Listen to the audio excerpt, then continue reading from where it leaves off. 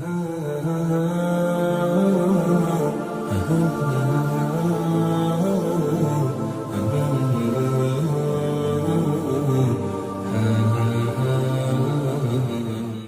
اللہ الرحمن الرحیم الحمدللہ رب العالمین والعاقبۃ للمتقین والصلاۃ والسلام علی سید الانبیاء والمرسلین وعلی آلہ وصحابہ اجمعین اما بعد فاعوذ باللہ من الشیطان الرجیم بسم اللہ الرحمن الرحیم قال اللہ تعالی فی القرآن المجید یا ایہا الذین آمنوا لا تخونوا اللہ ورسولہ صدق اللہ العظیم اللہم صلی علی سیدنا و مولانا محمد النبی الامی وعلی آلہ وسلم تسلیما۔ تمام تعریفیں اللہ رب العزت جل جلالہ کی جو پوری کائنات کا خالق و مالک ہے، رحمان ہے، رحیم ہے، قدوس ہے، عزتیں عطا کرنے والا، رزق عطا کرنے والا، ہماری شارک سے زیادہ قریب ہے۔ کروڑوں درود و سلام نبی محترم نور مجسم شفیع المعظم صلی اللہ علیہ وآلہ وسلم کی ذات اقدس پر جو پوری کائنات کے لیے رحمت للعالمین ہے، خاتم النبیین ہے اور ہماری جانوں پر ہم سے زیادہ حق رکھتے ہیں۔ القرآن کے ساتھ آپ کا میزبان عابد حسین مصطفی آپ کی خدمت میں حاضر ہے، اور آج ہماری گفتگو ہے خیانت اور عہد وفا۔ جب بندہ کلمہ شہادت پڑھ لیتا ہے تو یہ ایک عہد ہے، یہ ایک امانت ہوتی ہے کہ میری جان، میرا مال اور میری ہر وہ چیز جو اللہ تبارک و تعالیٰ نے مجھے دے رکھی ہے اس پر صرف اور صرف میرے پروردگار کا حق ہے۔ میں دل و جان سے اس امانت کا امین ہوں، اور میرے ذمہ جو بھی فرائض اور واجبات ہیں میں اس کو مکمل طور پر ادا کرنے کا پابند ہوں، اس میں کسی قسم کی میں خیانت نہیں کروں گا۔ حضرت انس بن مالک رضی اللہ تعالیٰ عنہ فرماتے ہیں، شعب الایمان کے اندر حدیث ہے کہ لا ایمان لمن لا امانت، فرمایا کہ جو امین نہیں ہے، امانت دار نہیں ہے، جو خائن ہے، اس کا ایمان نہیں ہے۔ ولا دین لمن لا عہد لہ، اور فرمایا کہ جو وعدہ نہیں کرنے والا، جو عہد کو پورا کرنے والا نہیں ہے، اس کا دین ہی نہیں ہے۔ تو اس حدیث سے ہمیں یہ بات واضح پتہ لگتی ہے کہ اگر امین ہے، امانت دار ہے اور عہد وفا ہے تو اسی کا دین بھی ہے، اسی کا ایمان بھی ہے۔ نبی اکرم نور مجسم شفیع المعظم صلی اللہ علیہ وآلہ وسلم فرماتے ہیں، مسلم شریف کی حدیث ہے، حضرت ثوبان سے روایت ہے، من فارق الروح الجسد وہو بریء من ثلاثۃ، اگر کوئی شخص دنیا سے رخصت ہوا ہے، یعنی اس کی روح پرواز ہوئی ہے، مگر اس کے اندر 3 خوبیاں تھیں، 3 چیزیں اس کے اندر موجود تھیں، اور وہ کون سی تھی؟ من الکبر والغلول والدین، کہ اس کے اندر تکبر نہیں تھا، اس کے اوپر قرضہ نہیں تھا، اور اس نے کسی قسم کی خیانت نہیں کی، یعنی بے ایمانی نہیں کی ہے۔ اس حالت میں دنیا سے رخصت ہوا ہے، فرمایا کہ داخل الجنت، وہ جنت میں ہے، فرمایا کہ وہ داخل الجنت، جنت میں داخل ہوگا، یعنی وہ جنتی ہے۔ یعنی کہ اس کے اندر بھی یہ بات واضح ہے کہ عہد وفا کرنے والا امین شخص، خائن نہیں، امین شخص، وہ اگر جنت میں جانا چاہتا ہے، جنت کا مستحق ٹھہرنا چاہتا ہے، تو اس کو یہ صفت اپنانی پڑے گی۔ جس کے اندر یہ صفت ہوگی وہ بندہ ایمان والا، دین والا اور جنت والا کہلائے گا۔ بخاری شریف کی ہمیں حدیث ملتی ہے، نبی محترم صلی اللہ علیہ وآلہ وسلم نے ارشاد فرمایا ہے، ابو ہریرہ اس کے راوی ہیں، فرمایا کہ آیت المنافق ثلاثۃ، جو منافق ہوتا ہے اس کی 3 بڑی علامتیں ہوتی ہیں۔ اذا حدث کذب، جب بھی گفتگو کرے گا، بات کرے گا، جھوٹ بولے گا۔ دوسرا وَإِذَا وَعَدَ أَخْلَفَ، جب بھی اس سے کوئی وعدہ لیا جائے گا وہ وعدے کی خلاف ورزی کرے گا، وعدہ پورا نہیں کرے گا۔ یہ اندازہ لگا لیں، جو بندے وعدے کرتے ہیں نا اور پورا نہیں کرتے ہیں وہ منافق ہیں، حدیث کے مطابق وَإِذَا تُمِنَ خَانَ، اور اگر اس کے پاس امانت رکھوائی جائے تو وہ اس میں خیانت کرے گا۔ منافق کی بڑی نشانیاں بتائیں، میرے مصطفیٰ جان رحمت کی زبان عطر سے نکلا ہے، میرے آقا نے فرمایا ایک تو منافق امین نہیں ہوگا یعنی خیانت کرنے والا ہوگا، دوسرا عہد وفا کرنے والا نہیں ہوگا بلکہ بے وفا ہوگا، اور تیسرا وہ جھوٹا ہوگا۔ تو اسے سے اندازہ لگا لے اگر ان تین چیزوں میں سے ایک چیز بھی کسی کے اندر موجود ہے تو وہ خود سمجھ لے کہ میں کس جگہ پہ کھڑا ہوں، میں ایماندار ہوں یا ایمان والا ہوں یا میں منافقوں کی صف میں کھڑا ہوں۔ دیکھیں، خودکشی کو حرام قرار دیا گیا ہے۔ خودکشی حرام کیوں ہے؟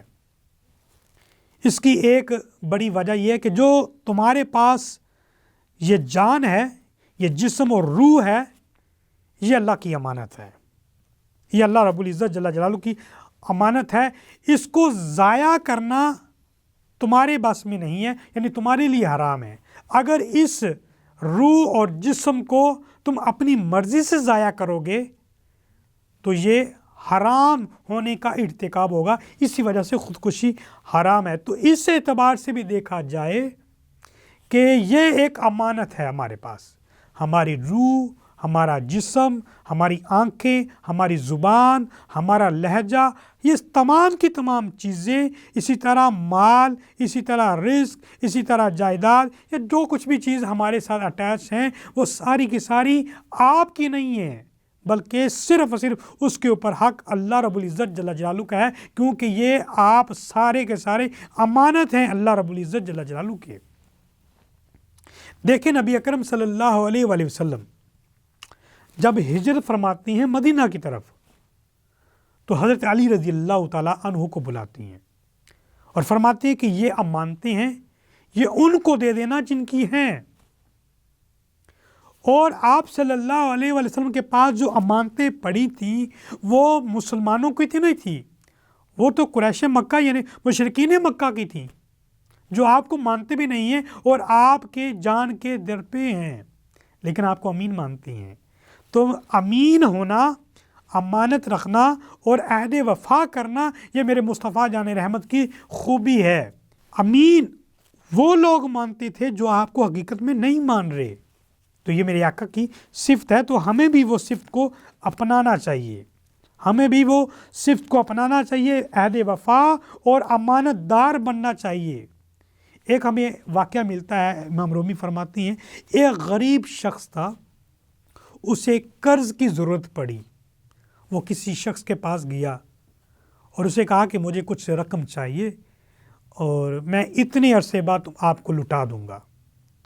اس نے کہا میں آپ کو رقم تو دے دیتا ہوں لیکن اگر تم نہ دے سکے تو کوئی ایسا ذمہ دار آدمی دو کہ میں اس سے یہ رقم حاصل کر سکوں۔ تو اس نے کہا کہ میں تو خود غریبوں کا کوئی بھی مددگار نہیں ہوتا، ہاں اگر گواہ چاہیے تو میں یہ کہہ سکتا ہوں کہ آپ اور میرے درمیان جو معاہدہ ہوگا، جو امانت ہوگی، وہ اس کا گواہ صرف اللہ کی ذات ہے۔ اس نے کہا چلو ٹھیک ہے، اگر اللہ کو گواہ بناتے ہو تو رقم لے جاؤ۔ وہ ایک دریا کے دوسرے کنارے رہتا تھا، وہ رقم لے کے چلا گیا۔ کچھ عرصہ گزرنے کے بعد جو مقررہ وقت تھا اس مقررہ وقت پر وہ دریا کے پاس رقم لے کے آیا، لیکن بائی چانس ہوا یہ کہ راستہ کراس کرنے کے لیے کوئی کشتی میسر نہ ہوئی، وقت مقرر تھا۔ اس نے کہا پروردگار تجھے میں نے گواہ بنایا تھا، میں دوسری جگہ پہ جا نہیں سکتا، لہٰذا ایک لکڑی پکڑی اور اس کو کھودا، اس کے اندر وہ رقم رکھی اور ایک رکا لکھ دیا کہ یا اللہ یہ اس تک پہنچا دے جس کی یہ امانت ہے۔ وہ بندہ بھی دوسری کنارے پہ کھڑا انتظار کر رہا تھا کہ آج آنے کا وعدہ کیا لے کے آئے گا، لیکن کیا دیکھتے ہیں کہ وہ جب جانے لگا تو ایک لکڑی کا ٹکڑا آ رہا تھا۔ اس نے کہا چلو وہ تو نہیں آیا، یہ لکڑی کا ٹکڑا ہے، اس کو اٹھا کے لے کے جاتا ہوں اور اپنے بچوں کے لیے یہ لکڑی یعنی جلانے کے کام آ جائے گی۔ وہ گھر میں لے کے گیا، جب اس کو چیرا تو دیکھا اسی کے اندر وہ رقم موجود تھی اور ایک رکا لکھا ہوا تھا کہ یہ تمہاری امانت تھی، میں آ نہیں سکا اس ریزن سے، تو یہ امانت اللہ کی سپرد کی جاتی ہے اور اللہ تعالیٰ تمہارے تک پہنچا دے گا۔ لیکن اس کے ذہن میں یہ بات تھی کہ پتہ نہیں وہ رقم اس تک پہنچتی ہے نہیں پہنچتی۔ کچھ عرصے بعد پھر وہ دریا کراس کر کے اس آدمی کے پاس آتا ہے اور کہتا ہے کہ وہ رقم میں اس وجہ سے تمہارے پاس نہیں پہنچا سکا، ہاں میں نے یہ طریقہ اختیار کیا تھا، پتہ نہیں تمہارے پاس پہنچی ہے یا نہیں پہنچی، اس لیے میں دوبارہ رقم دینے آ گیا ہوں۔ تو اس نے بولا کہ تیری امانت مجھ تک پہنچ گئی ہے، کیونکہ تیرا اور میرا گواہ اللہ تھا، اور جو امانت دار ہوتا ہے، عہد وفا ہوتا ہے، اللہ تعالیٰ بھی اس کا ساتھ دیتا ہے۔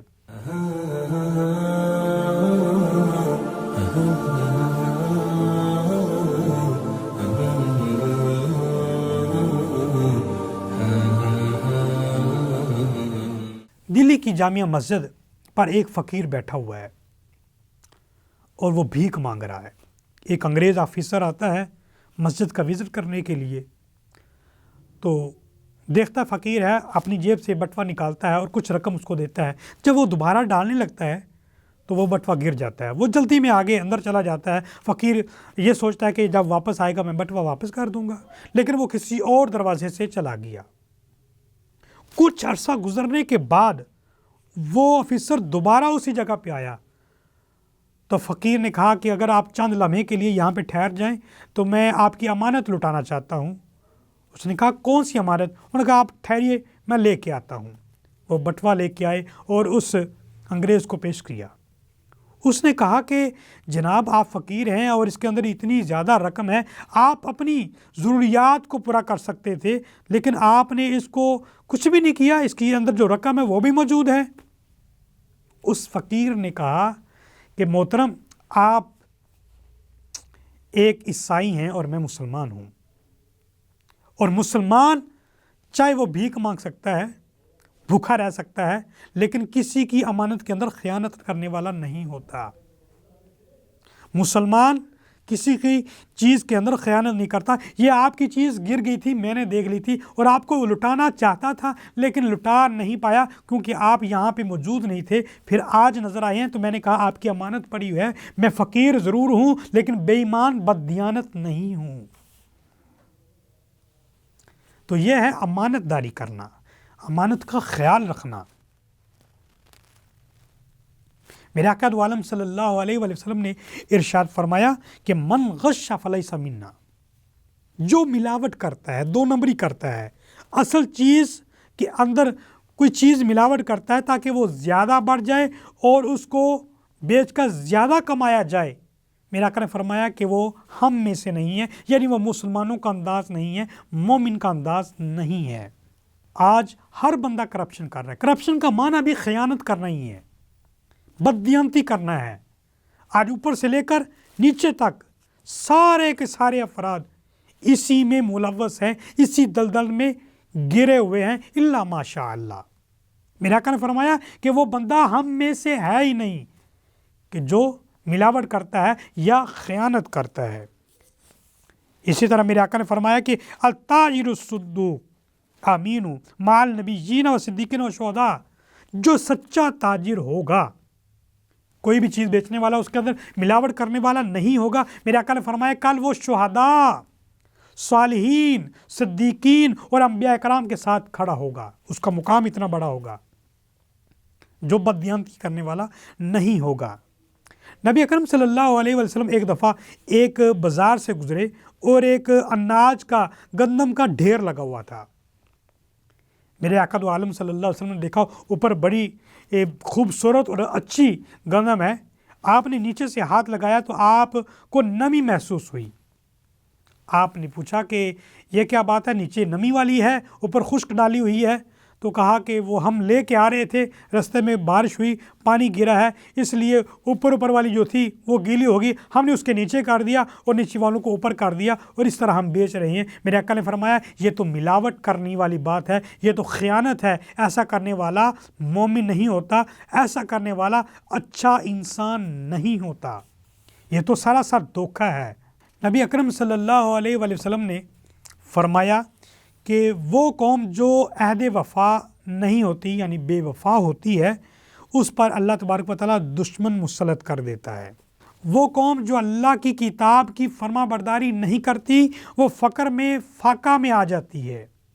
میرے آقا نے فرمایا جس قوم میں فحاشی عام ہو جاتی ہے، اللہ تبارک و تعالیٰ اس کے اندر بیماریاں پھیلا دیتا ہے، اور میرے آقا نے فرمایا جو زکوٰۃ کو ادا نہیں کرتے اللہ تبارک و تعالیٰ زکوٰۃ ادا نہ کرنے کی وجہ سے بارش نازل نہیں فرماتا۔ اور میرے آقا نے فرمایا جو ناپ تول کے اندر کمی کرتے ہیں یعنی کہ ایمانداری نہیں دکھاتے ہیں تو اللہ تبارک و تعالیٰ ان کے لیے سبزہ چھین لیتا ہے، یعنی قحط نازل ہو جاتا ہے۔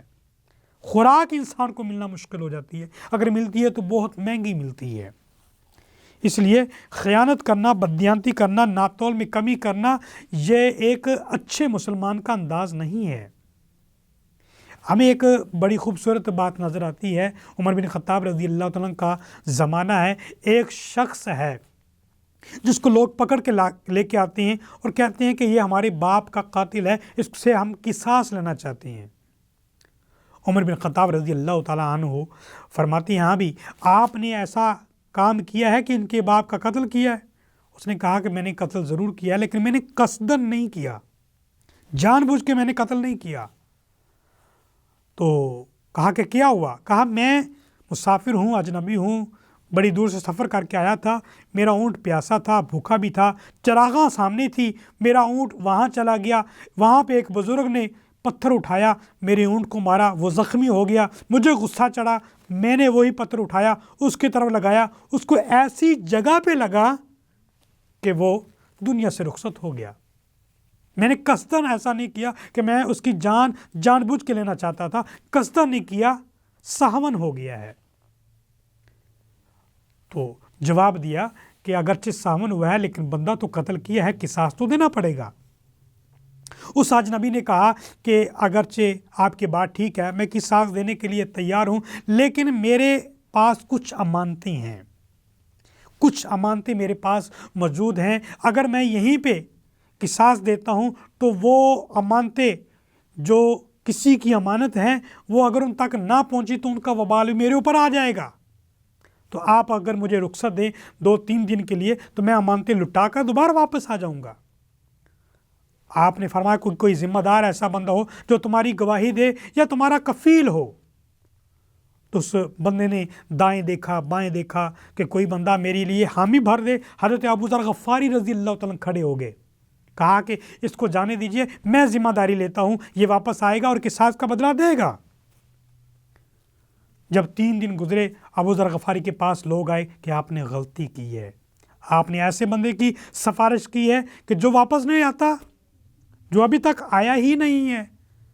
اتنی دیر میں ایک آدمی دوڑا آیا مسجد نبوی میں، عمر بن خطاب رضی اللہ تعالیٰ کے سامنے کھڑا ہو گیا، کہا کہ معذرت چاہتا ہوں، امانت دینے میں ٹائم لگ گیا تھا اس لیے لیٹ ہو گیا ہوں، تو آپ نے جو حکم دیا ہے میں اس کے لیے تیار کھڑا ہوں۔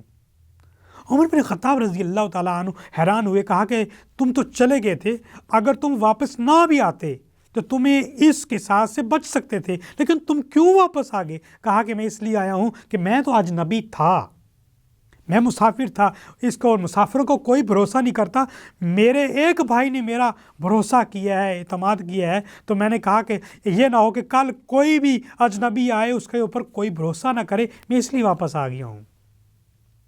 ابو ذر غفاری سے پوچھا کہ آپ نے اس کے اوپر کیوں بھروسہ کیا ہے؟ کہا کہ یہ شہر مدینہ سے آیا ہے، جو بھی شہر مدینہ میں آتا ہے خالی ہاتھ نہیں جاتا، میں نے دیکھا کہ کوئی بھی ہم ہی نہیں بھر رہا، تو میں نے کہا یہ نہ ہو کہ کل کوئی یہ شکایت کرتا پھرے کہ مدینہ کے شہر میں آیا تھا اور اس کا ساتھ کسی نے نہیں دیا تھا، اس لیے میں نے ساتھ دیا ہے۔